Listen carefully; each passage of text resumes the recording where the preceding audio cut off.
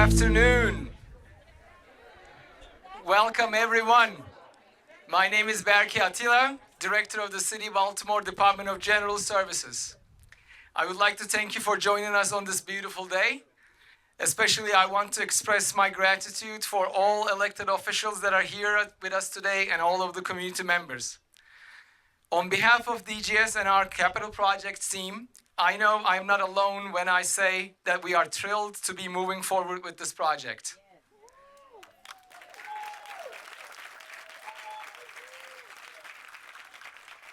It is a privilege to bring a new library into being, especially for a neighborhood that so richly deserves it. We are also very pleased to be working in collaboration with Baltimore City Recreation and Parks, our sister agency. Round of applause, yes, absolutely.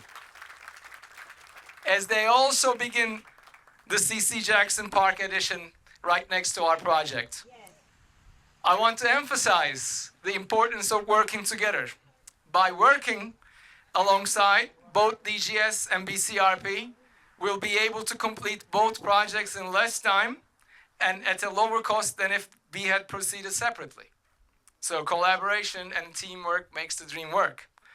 And it is very difficult to overestimate the value of libraries and open public space, access to books, computers, other media, information, but also as a venue for community meetings, a quiet place for students to do their homework, a place for cooling when it's needed in the summer and warming in the winter, with the park addition right next door, all within walking distance, and access to public transportation. Indeed, the community impact of this project will surely be greater than the sum of its parts. And we must also acknowledge some of the many people and organizations whose generosity, guidance, and commitment have led us to this day.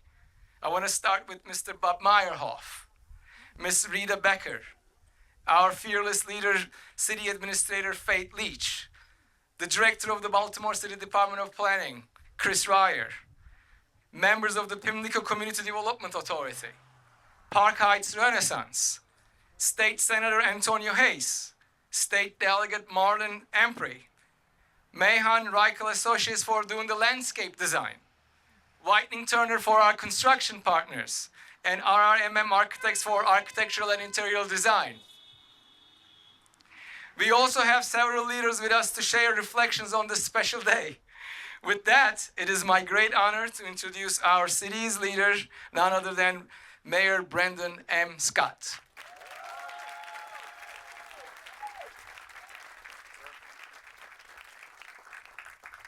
Park Heights, how y'all doing this afternoon? Hey, Park Heights. Today is such a special day, and for me in particular. As many of you know, myself and Delegate Malcolm Ruff grew up in this neighborhood. We were born 10 days apart, a few blocks apart, literally. But we both were very young men when our parents delivered the news to us that our library that you can see still up the street was closing, that it was going to be gone, and that we would now have to go 2 miles up on Reisterstown Road to get to the library. So you can imagine in the 90s and early 2000s what that actually meant and how impossible that was for so many people in this neighborhood. So Council Vice President, Delegate Rosenberg, Mr. President, Mr. Comptroller, Mr. Councilman, Mr. Delegate, today is a day of celebration. Today is a day of recognition. Today is a day that we again, for it seems like we increasingly so, are showing folks that the days where Park Heights was forgotten are far gone. And that never again will we allow this neighborhood that means so much to so many people, that is the center of the sports world every third Saturday in May, that we will no longer disinvest in this neighborhood. And that the days of which, when I was a young man, where I spent pretty much every single after school day right here on this block. As many of you know, my family's house is on the opposite side of this wonderful new development. Thank you, Dana, very much. But it was a very different time then. This is a place where I've lost friends. This is a place where I saw my friends' parents struggling with addiction. This is a place where we had a library closed, a rec center that had a pool that we never swam in, a rec center that didn't have air conditioning, a rec center that was closed, our schools that didn't have heat, air, sometimes the windows didn't even shut. Those days are gone because we are now showing that there's a bold new day for Park Heights and in Park Heights, Yolanda. And I really want to thank all of our partners in this. Obviously, I cannot start this off by saying again how much of a champion that the Council Vice President Sharon Green Middleton is for not just for Park Heights, but for this particular project.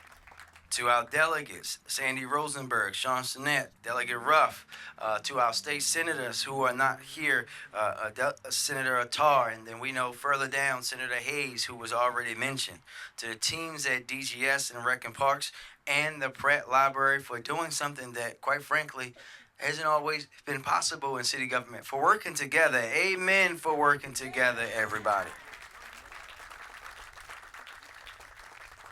For our folks who have stepped up, Bob Maher, Frida Becker, for giving the largest single gift in Pratt history to be right here in Park Heights, thank you very much.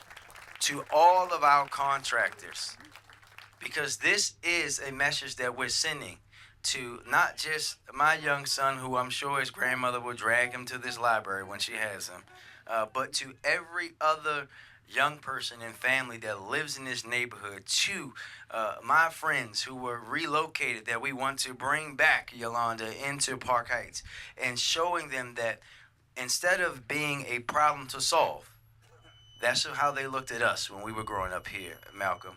We are now looking at these young people and these families as something to invest in, and we will have a 21st century library right here at the park at Park Heights in Woodland for everyone to enjoy. Thank you very much.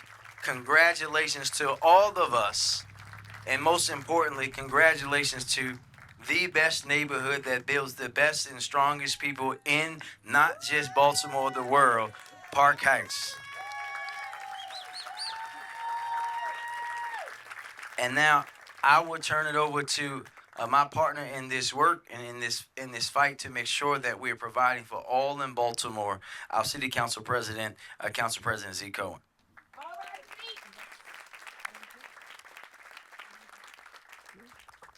It's a beautiful day. Give yourselves a big round of applause.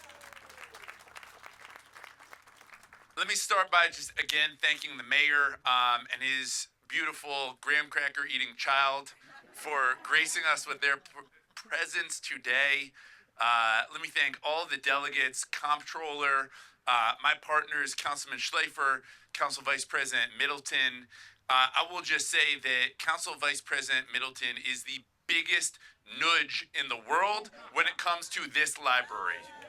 She will not let us stop talking about this library, and that's a great thing. Let me just say what Enoch Pratt means to me.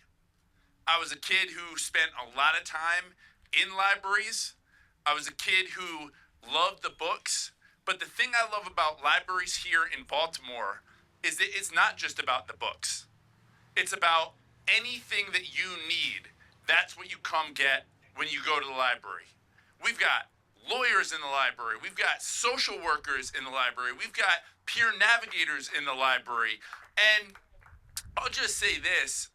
I was so grateful when, after the mass overdose that we saw not too far from here, that we had our peers in the library go out and support people that needed that crisis response. And so, and the other thing that's great about Enoch Pratt is that they got great books. And for my daughter, it is coming every Saturday, pulling on me and saying, Dad, we got to go get our 10 books. Even if we've only read 9 of them that week, we're going to go get those 10 books. And that is a beautiful thing. And so to see this new library, to know that it is coming to Park Heights, a neighborhood that deeply deserves it, it brings a big smile to my face. And again, I am so grateful for everybody who made this happen, every single person who is going to lift a shovel and get this done. Thank you for making this a beautiful start to a new library here in the city of Baltimore. Appreciate you.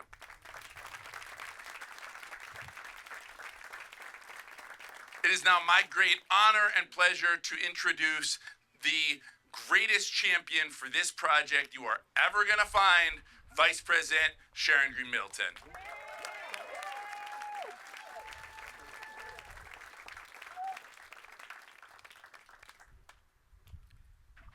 My, oh my. Good afternoon, Park Heights. First of all, let's give another round of applause to the people in this community.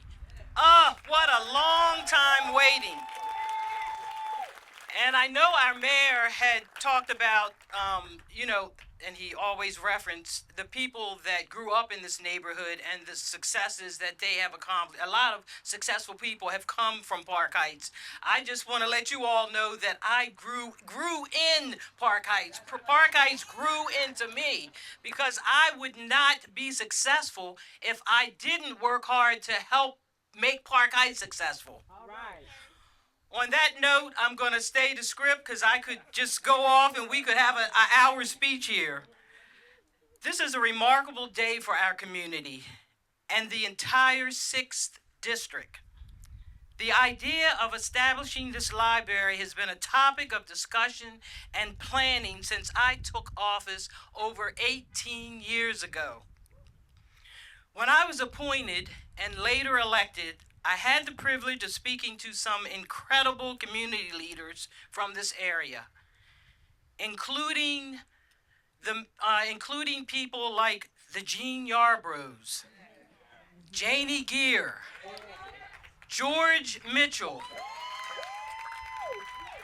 and we don't want to forget Oscar Cobbs, Mr. Eddie Brooks, who I believe is smiling down on this beautiful day. Excuse me. I also spoke to many leaders that are still here today, like the Lillian Sidnors, Sharon Snow, Marilyn Jews, which came here today, 91 years old, and just saw her walking across, Patricia Rideout Howard, the Elizabeth Wisemans, that's still very active, and Deborah Wolford, my partner in crime, who emphasized that reaching our community's goals requires a collaborative effort.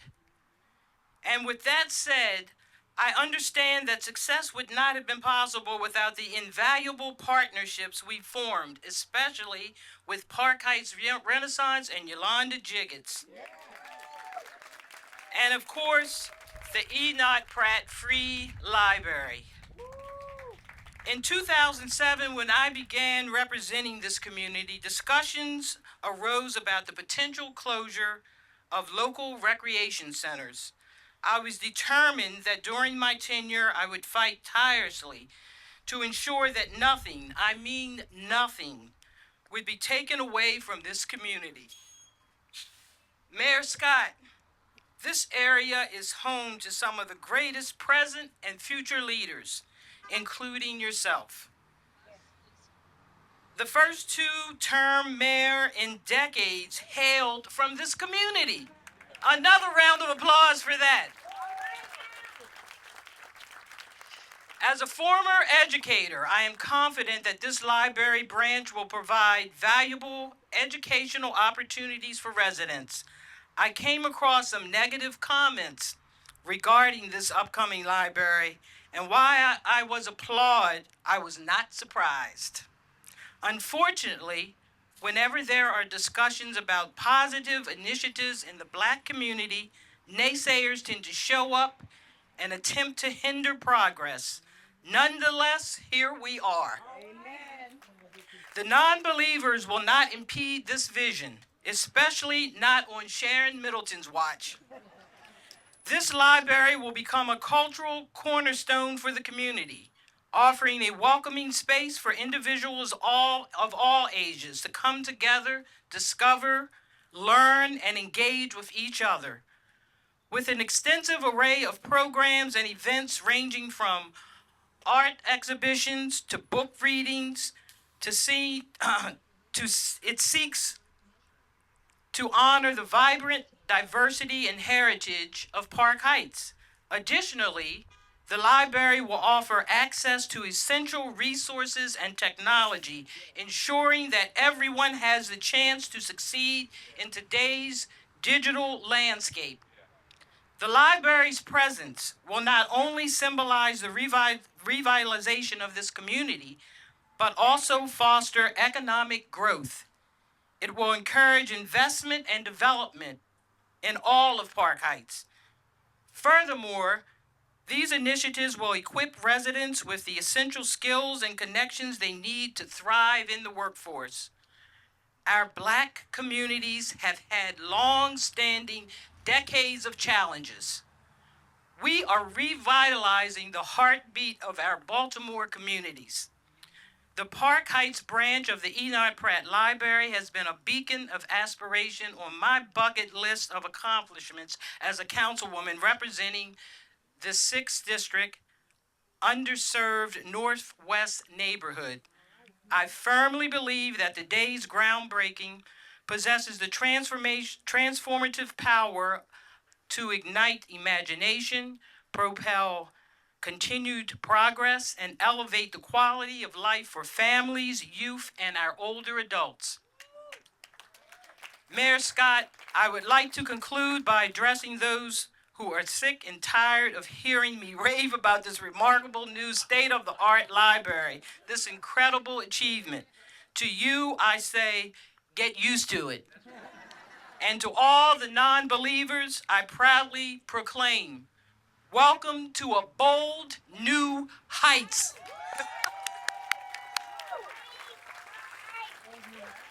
I next want to introduce Delegate Sandy Rosenberg, a longtime representative in the 41st District and in Park Heights. And I know all of our I've been knowing Sandy, of course, my whole term in office, and all of our conversations are about Park Heights. Nothing else but Park Heights. So I just want to publicly thank you for partnering with me, helping my dream to come true for this community, because it would not have worked without all of these partnerships, including the donations and work that the people from the state of Maryland do. So here we have Sandy Rosenberg.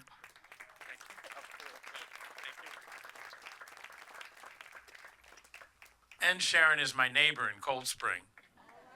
So we do get together and work on behalf of Park Heights, our shared community, and our great city.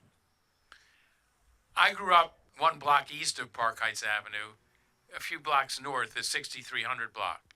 But I went to the library, the Garrison Avenue Library, when I was a student at Cross Country Elementary School.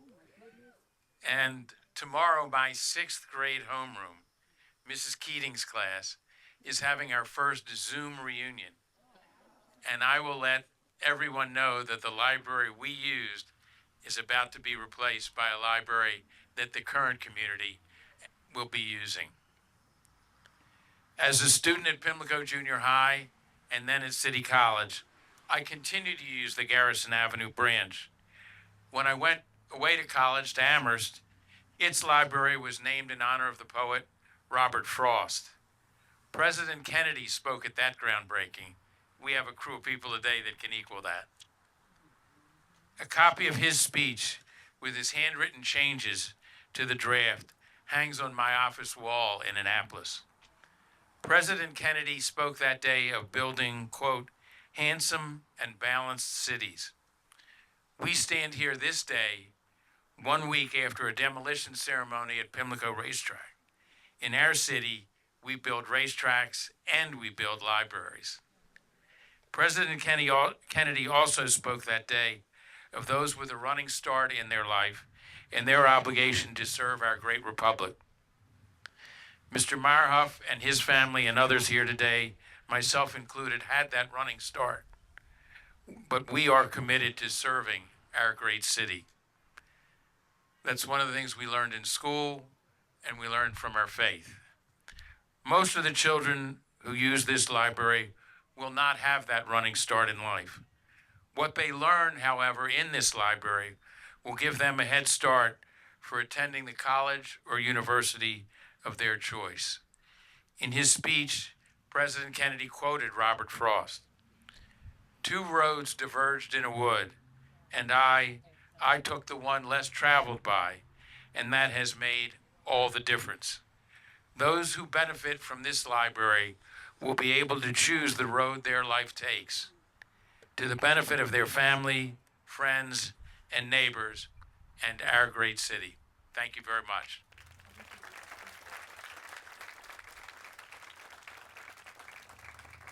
Now it's my pleasure to introduce my colleague and friend, Delegate Malcolm Ruff, whose path took him from this neighborhood to the Duke University. I assume they have a library there. Several. Take care. It's 21215 in the tent today. Amen, amen. So I'm Delegate Malcolm Ruff, and just like Delegate Rosenberg, I grew up one block east of Park Heights Avenue, but it was in the 3800 block. And my mother, wow, such a strong woman, made me exactly who I am today. And it was very much because at the time, she was a Enoch Pratt librarian. All right. My mother made Carla Hayden my auntie. All right. Yeah, absolutely.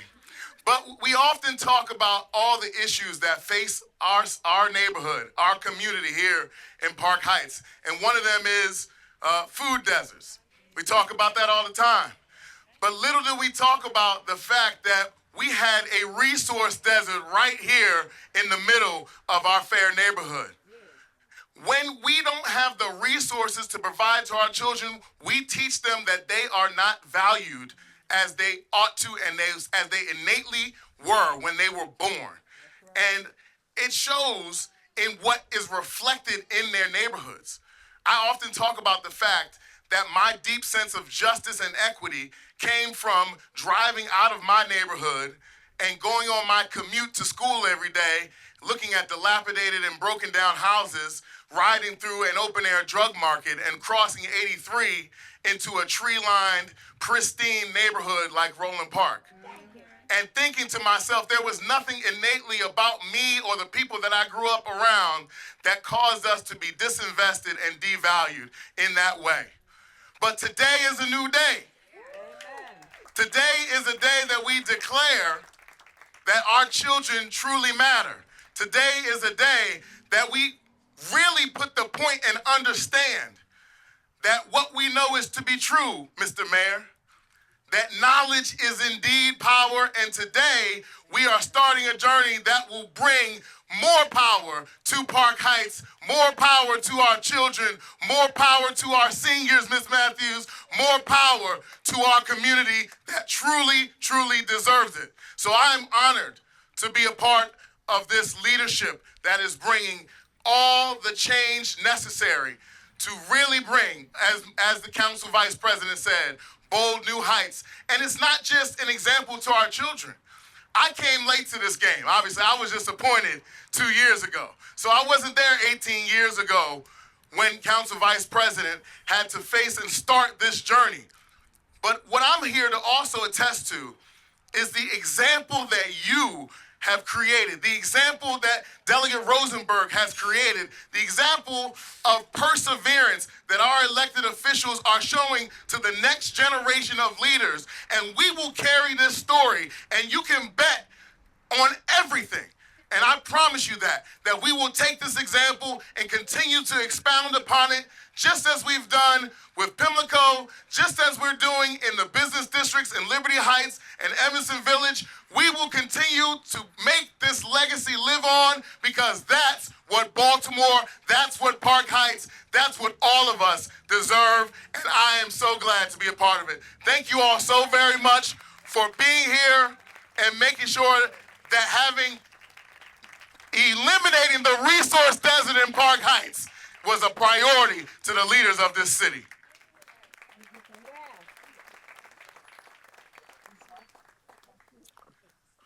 So there's no script up here. So I'm going to need a prompt. Okay. I'll do this. I will go ahead and fall on that sword, because you know who you never want to speak after? That guy. I mean, hello. My name is Christine Espenshade. I am here. I am currently the chair of the Board of Directors and Trustees at the Enoch Pratt Free Library. I am so excited to see all of you here.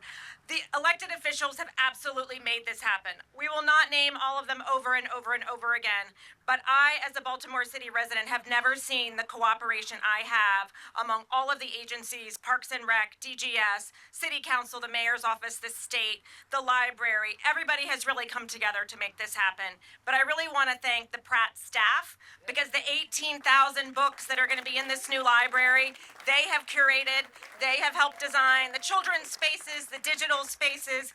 They have done all of this in concert with the community to make sure that the space that happens here and that is open here reflects what this neighborhood wants and needs. So we're so thankful for that. And I also want to thank the Meyerhoffs, Rita Becker, Bob Meyerhoff, the entire Meyerhoff family. The library raised $6.2 million to make this project happen. Those are all private funds. Again, $4 million of that came from the Meyerhoff family and Rita Becker. This project could not happen with obviously the support of the city, the state, and all of our private donors. And we're so very fortunate that we are going to be able to open this new library very, very soon. Thank you for being here. And I don't know who's next either. Actually, I do. It's the Parks and Rec. Yes.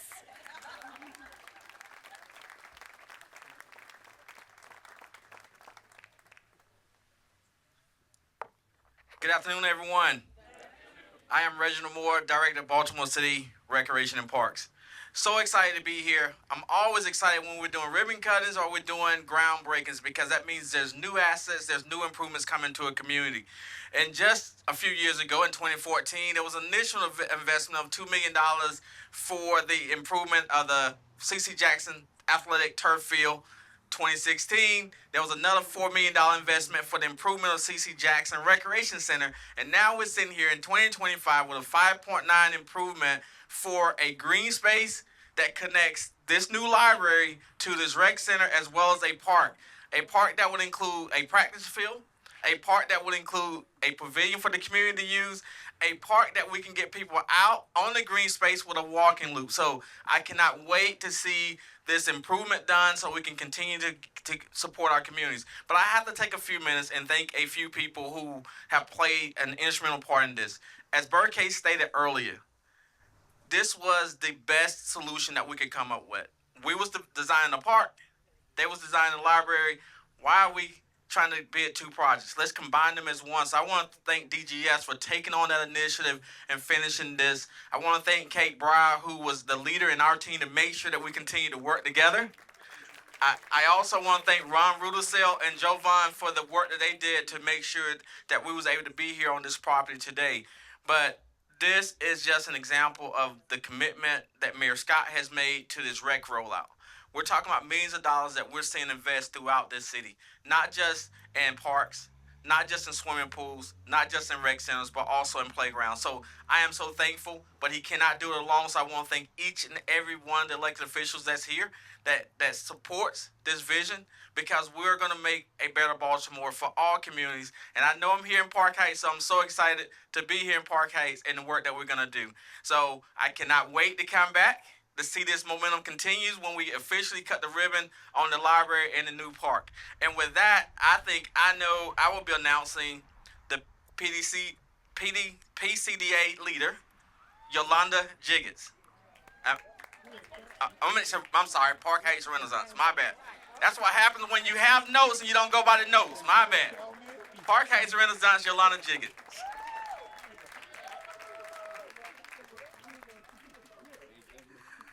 What's up, everybody? Welcome to Park Heights. Whew, I'm gonna have to catch my breath. But today is more than just a groundbreaking for me. It's a celebration of collaboration and collective impact.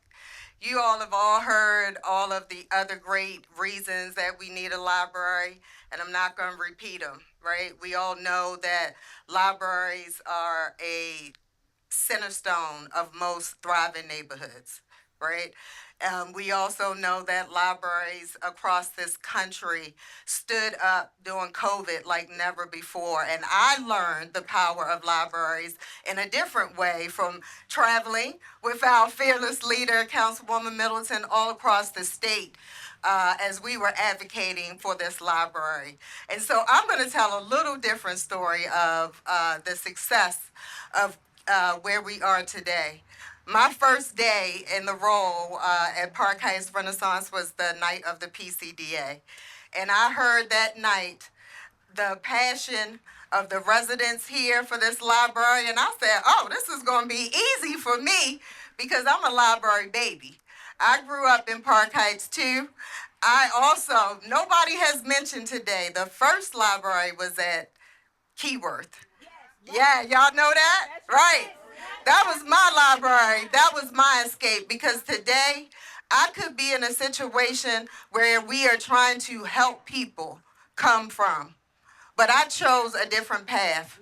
I got so much of my imagination and love for the world from these libraries, not just that Keyworth Library, but the Garrison Library, the library near Ricestown Plaza, downtown, and or Garrison. I'm a 21215 baby, and the library was a personal mission for me.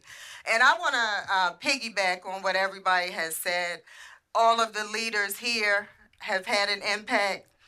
But after that night, the first person who talked to me about that library, Councilwoman Sharon Green Middleton. And my second month, before COVID, in February, she and I went to the Enoch Pratt CEO, Heidi Daniels, and committed together that we were going to bring awareness like never before. I stood up and said, baby, you got me. This is easy. And we really began to elevate the essence of what this community cared about, that they wanted it here, that they wanted a library and they wanted it here, right? And when we heard, and I heard, I'll speak for myself, repeatedly that we did not have any money and no source of money, that we would probably not have a library breaking ground at least another 10 years. I got pissed. I would tell you the truth.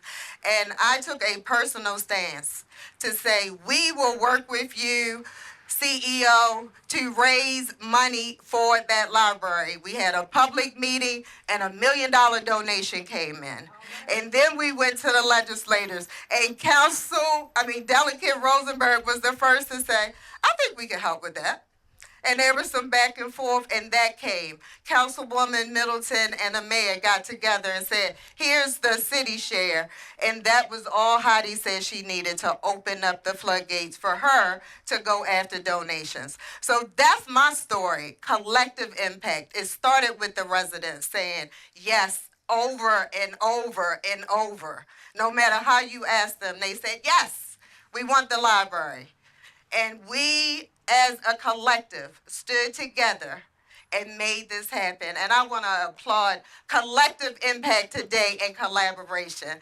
I am so excited to be here today and be a part of this. And I cannot go without really highlighting former CEO Heidi Daniels for her vision, her tenacity, and her team. Because in 2020, also before the pandemic, she had mobile library buses up in Park Heights beginning to symbolize what we were going to see today. So I want to say I look forward to working with Chad and his team. And Chad, you might be in trouble. I know you're not here today. But Heidi made me a promise that I would get one of those AI puppy dogs at the library. So I'm going to be coming back asking about that. So thank you all for being here today. Thank you for your investment in Park Heights. And now I'm going to turn it back over to our fearless leader, Brandon Scott.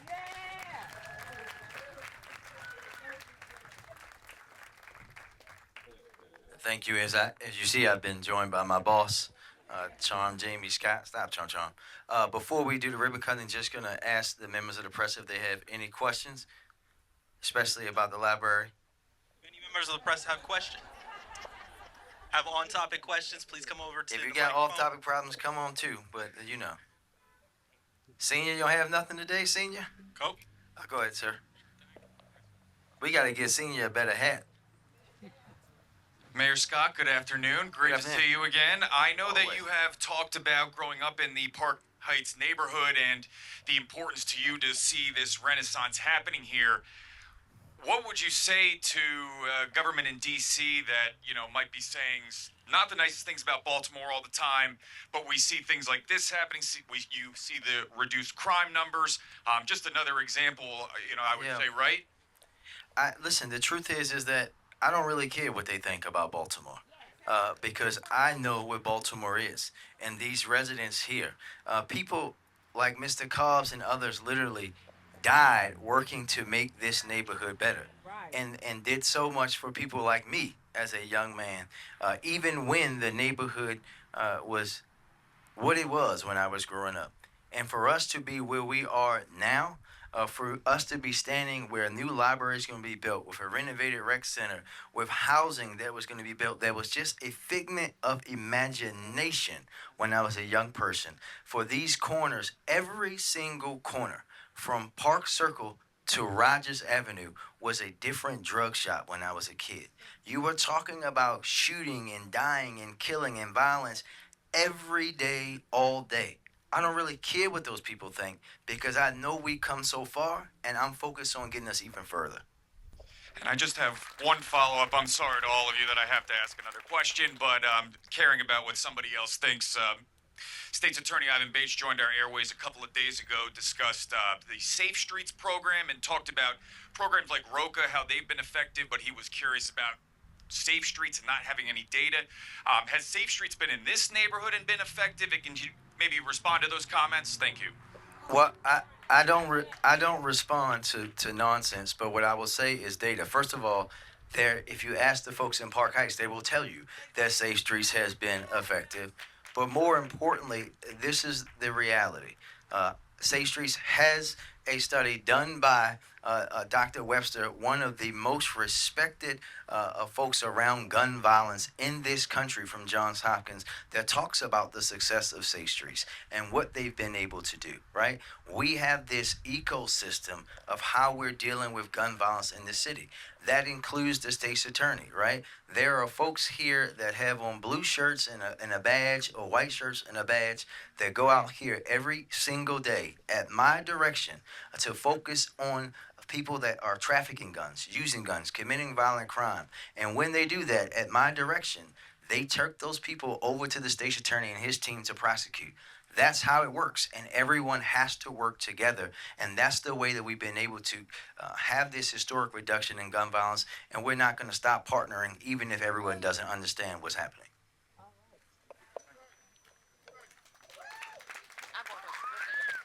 Mr. Mayor, one quick question. I'm not sure if anybody has said it yet, but I know we're at the groundbreaking, so we're at the beginning stages of the actual buildup of this library, but do we have an estimated time of when the doors will be open? Birdcay, estimated time frame. I think a completion date is probably one aside. Yeah, September of 2027. There you go. 2 years. 2 years. Do it right, not fast. Mr. Mayor, it's off topic. Oh, you're good, Senior. Thank you. Can you comment on the police body-worn camera video that was released today? It covered the in-custody death of 31-year-old Dante Melton Jr. Yes, sir. Senior, well, you know, I can't comment too much because there's an open investigation with the Attorney General's office. And I'll just say that when you see something like that, we know that we have to make sure that we are building systems that are able to treat people in the moment for what they need, and that we're taking taking it very seriously to working with the Attorney General and his team to look at all things, and we'll be following all rules and regulations and any outcomes that come from that active investigation. Yes, sir. Thank you very much. Final call for questions. And Senior, you got to throw that Expos hat in the trash. There's an Orioles hat around here somewhere for you. All right. Let's throw some dirt.